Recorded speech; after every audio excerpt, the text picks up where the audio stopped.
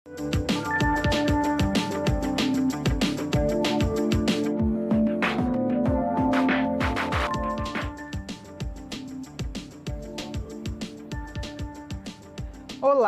bem-vinda, bem-vindo ao Elas Pautam.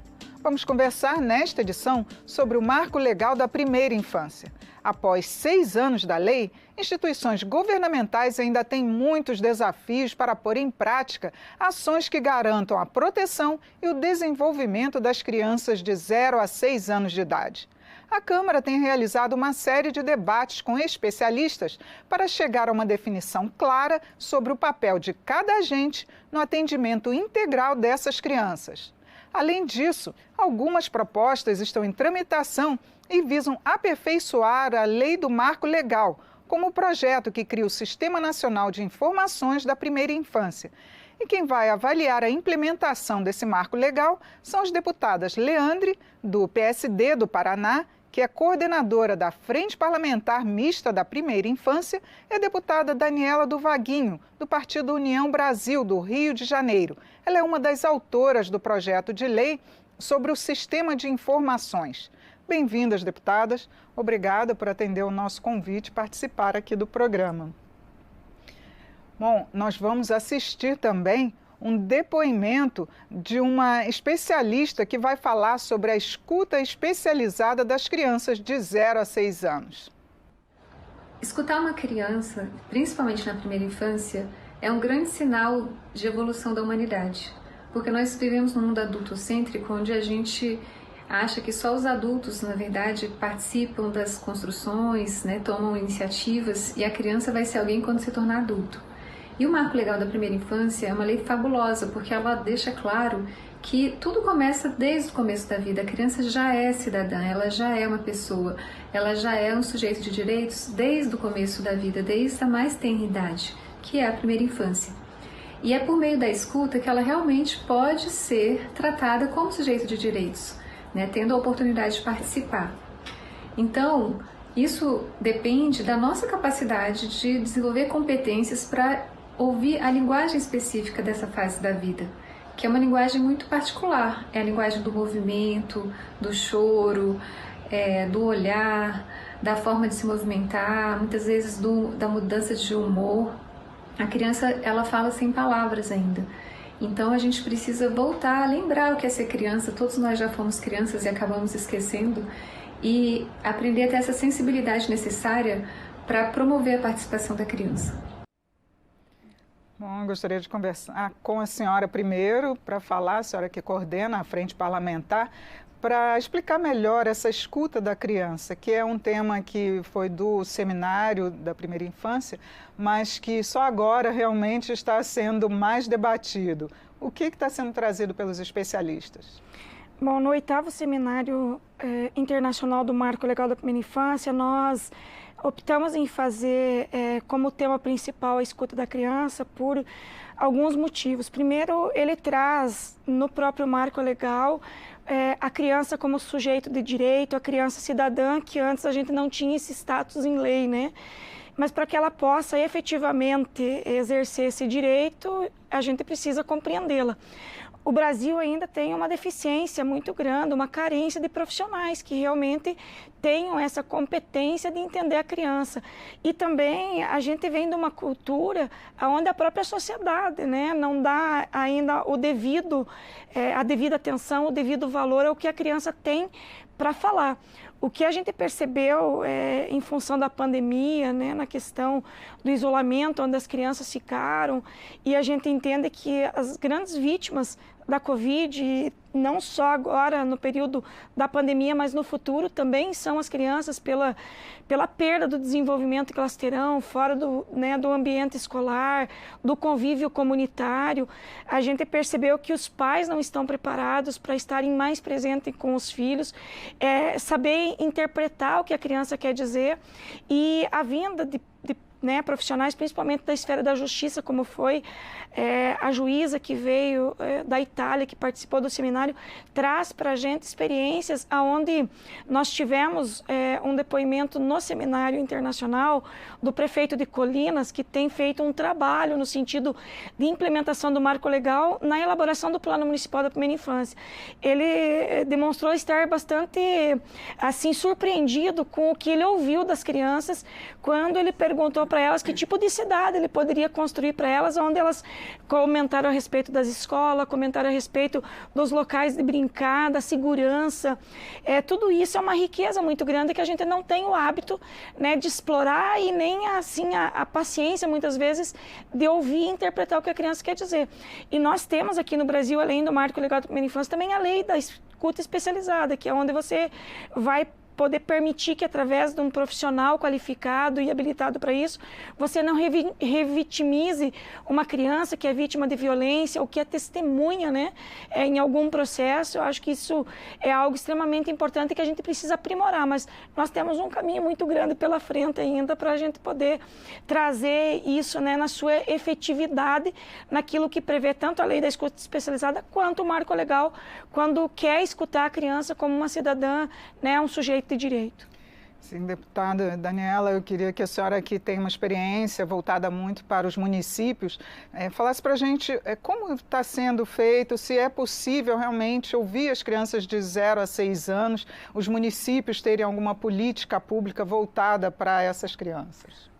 Bom, essa implementação do Marco Legal da Primeira Infância, eu estou como coordenadora da região Sudeste e eu, como primeira-dama, né, do município, meu esposo é prefeito, eu preferi começar pela cidade de Belfor Roxo. A gente criou um comitê intersetorial para que a gente pudesse formalizar esse Plano Municipal para a Primeira Infância. Após agora o retorno das aulas por conta da pandemia, que os alunos ficaram 2 anos aí praticamente fora das escolas, foi feito um projeto muito bacana, a Árvore dos Sonhos, onde os professores, todos ali que estão dentro da escola, os especialistas da educação, pudessem escutar essas crianças através de desenhos. Como foi feito? Cada professor, né, dentro da educação infantil, as crianças de 3 a 6 anos, até o primeiro ano também, iam para o pátio, recebiam uma folha de papel recortada como se fosse uma folha de uma árvore, e ali ela ia expor as suas necessidades e o que ela gostaria que a cidade de Belfor Roxo tivesse, né? O que o prefeito Vaguinho pudesse fazer para que ela se sentisse bem naquela cidade. E foram várias crianças que falaram, né, de forma muito criativa, desde de parque aquático até o tobogã, praças que tivesse árvores, que tivesse, como é que fala? Potes de doces, enfim. Mas também, não só a questão positiva, teve também algo que nos chocou bastante, né? Inclusive, os profissionais me apresentaram. Por conta desse isolamento, crianças que fizeram desenhos e as professoras perguntavam, né, para poder escrever.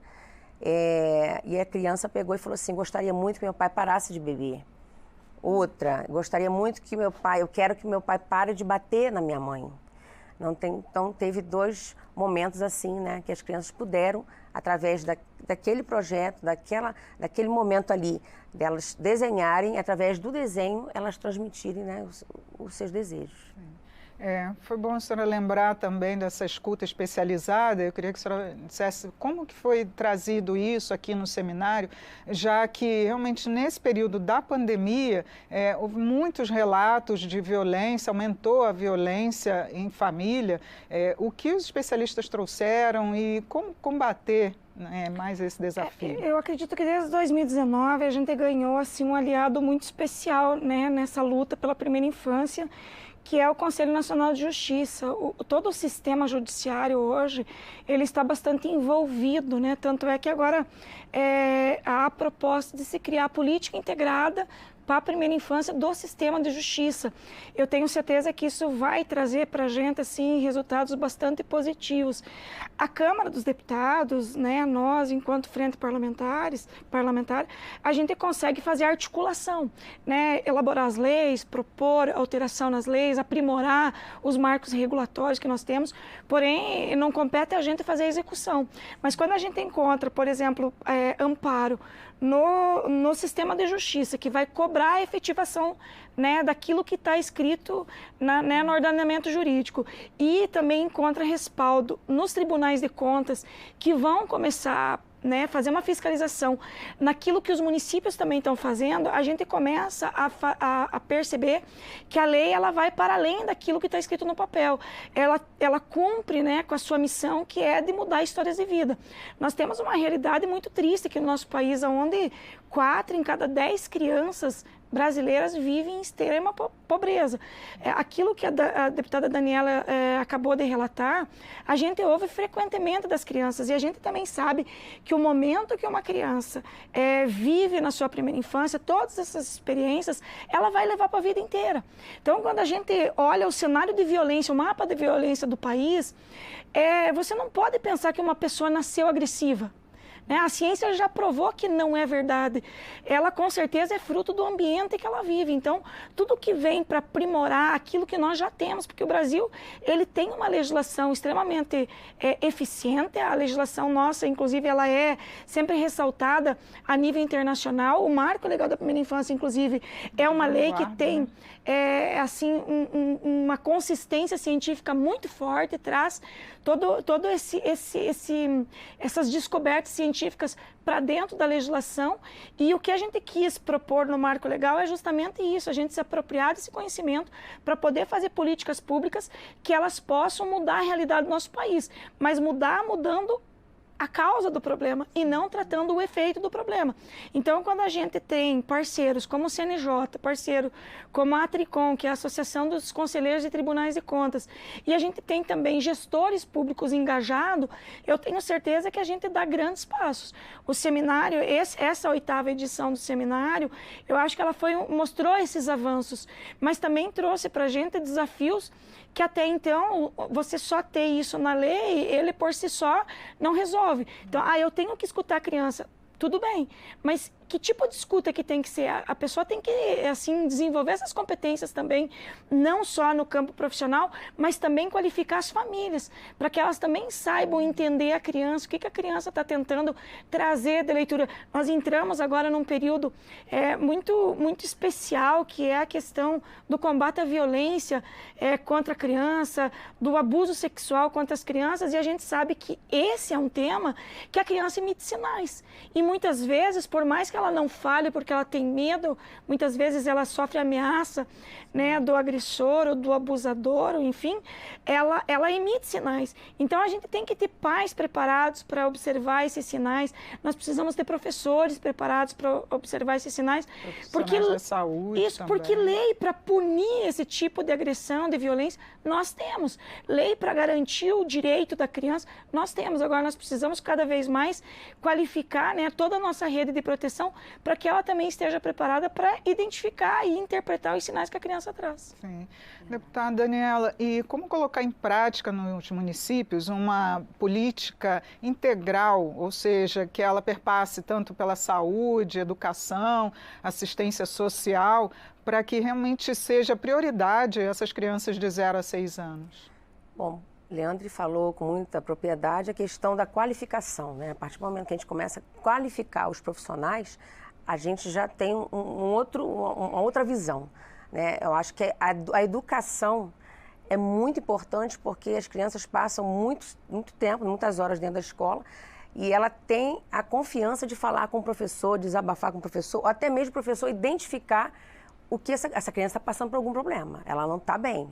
O professor fica de segunda a sexta ali convivendo com essa criança e ele vai conseguir identificar. Então, assim, para colocar em prática, primeiro tem que passar pela capacitação.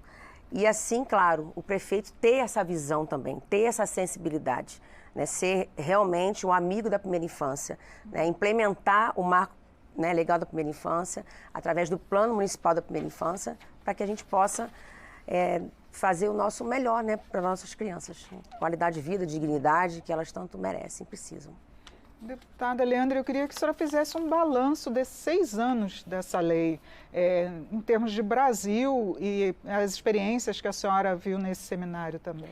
Veja, a partir do momento que o marco legal ele foi sancionado, é lógico que a gente teve muitas conquistas, né? Podemos citar no âmbito do executivo, o programa Criança Feliz.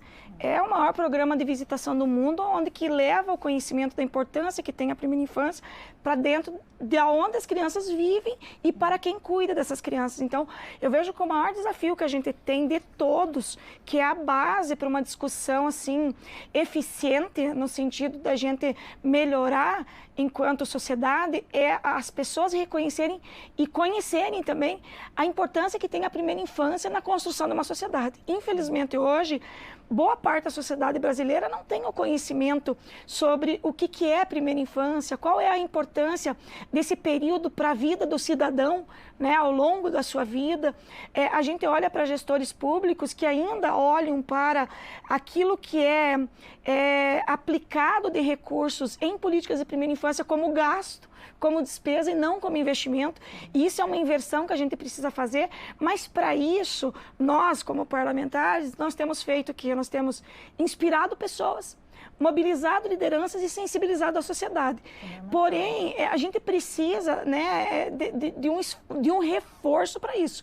Porque quando os veículos de comunicação também nos ajudarem a fazer uma comunicação em massa, para que todo esse conhecimento da importância que tem a primeira infância, que o cérebro da criança, desde a gestação até por volta dos 3 anos de idade, ele está quase que completamente desenvolvido e que as potencialidades e as habilidades do ser humano, ele se desenvolve nesse período e tudo que a criança absorve, tanto de coisas boas quanto de coisas ruins, vão refletir para a vida toda dessa criança.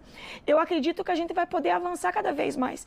Então, o balanço que a gente traz é esse. Primeiro, a gente precisa cada vez mais intensificar, né, levar o conhecimento das pessoas a importância que tem a primeira infância. Segundo, a pandemia trouxe para nós um retrato de fome que a gente tentava vencer ao longo de muitos anos de trabalho, que a gente está vendo novamente a desnutrição infantil, a gente está vendo novamente a mortalidade infantil. A gente vai precisar de algumas décadas para recuperar todo esse prejuízo no aprendizado, no desenvolvimento das crianças, porque claro, a pandemia vai passar, mas aquilo que ela vai deixar de sequelas, o país vai ter que se esforçar muito para tentar recuperar, porque quando a desigualdade ela inicia no ponto de partida, é difícil você, ao longo da vida, você diminuir essa desigualdade.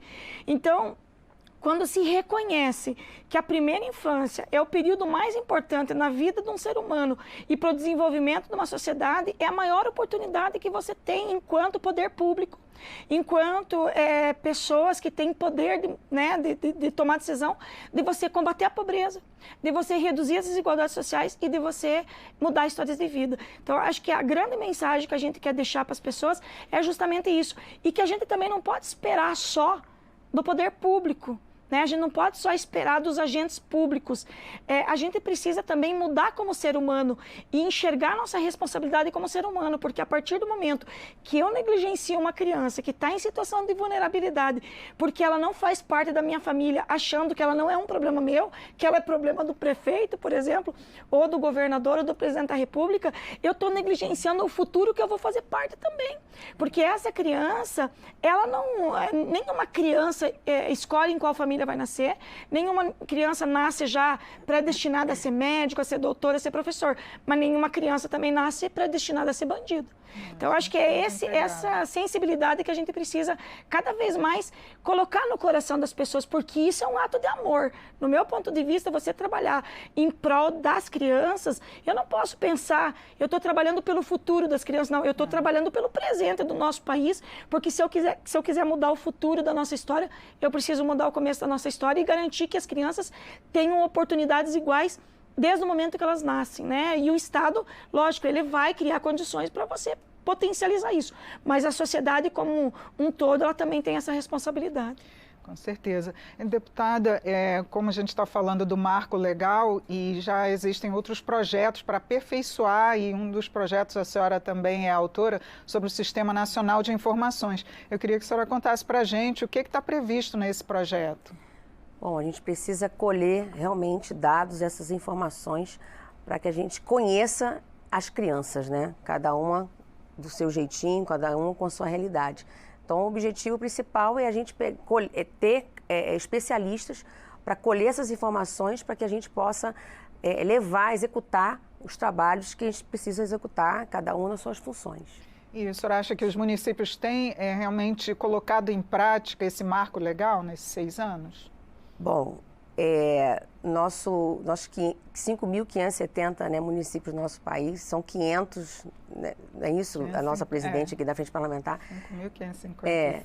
E 500 municípios que fizeram adesão, ainda é muito, né, muito pouquinho, e a gente precisa, de fato, sensibilizar todos esses prefeitos, enfim, governadores, para que eles possam abraçar essa causa e lutar pelas nossas crianças. Ela precisa virar uma política de Estado, né? Ela não pode ser apenas uma política de governo. Exatamente. É um trabalho de longo prazo isso, porque a partir do momento que você elabora o plano, você não pode elaborar o plano para aquele governo, você precisa elaborar um plano de longo prazo e que ele possa ser revisado assim a cada período.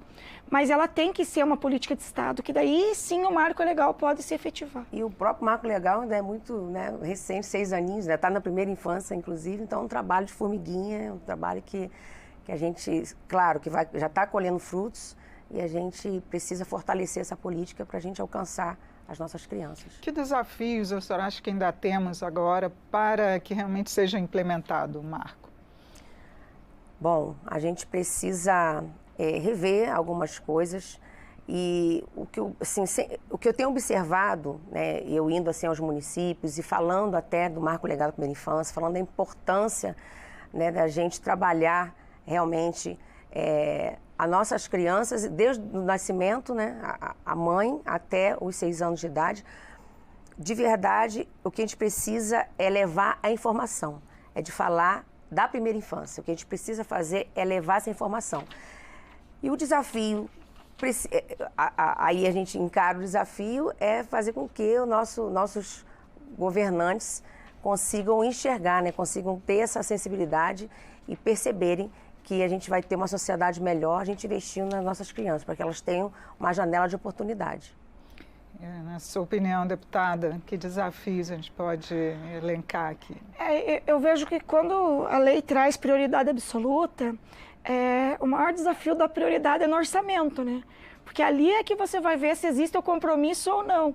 E a gente tem trabalhado já também desde 2019 para incluir a primeira infância, como aconteceu no governo federal, no plano plurianual, porque daí você traz metas que, através disso, inclusive, desencadeou na agenda transversal da primeira infância, que agora todos os ministérios estarão envolvidos, porque assim você vai conseguir fazer uma política intersetorial, que se você faz uma política intersetorial de um ministério ou de 2 ministérios não dá, então todos os ministérios precisam estar envolvidos com isso. E eu vejo que é justamente isso, é você conseguir tirar tudo aquilo que precisa ser feito pela primeira infância do gráfico orçamentário do campo de despesa e levar ele para o campo de investimento.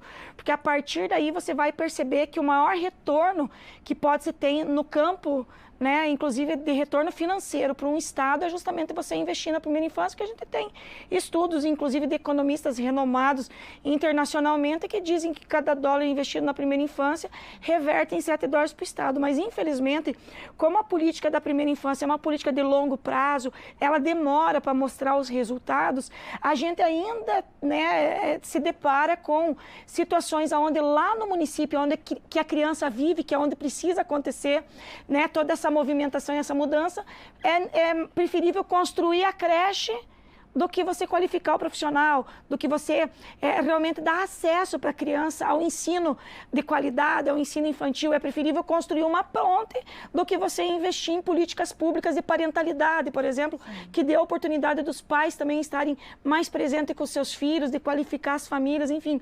No meu ponto de vista, eu acho que o desafio nosso agora é convencer o agente público de que o orçamento precisa prever a criança e ali é que ela tem que ser a prioridade absoluta, porque você não faz política pública sem ter recursos para isso. Deputadas, muito obrigada por atender o nosso convite e discutir aqui esse tema tão relevante. Eu conversei sobre os desafios da implementação do Marco Legal da Primeira Infância com as deputadas Leandre, do PSD do Paraná, e Daniela do Vaguinho, do Partido União Brasil do Rio de Janeiro. Eu sou Regina Assunção, agradeço a sua audiência. Até a próxima.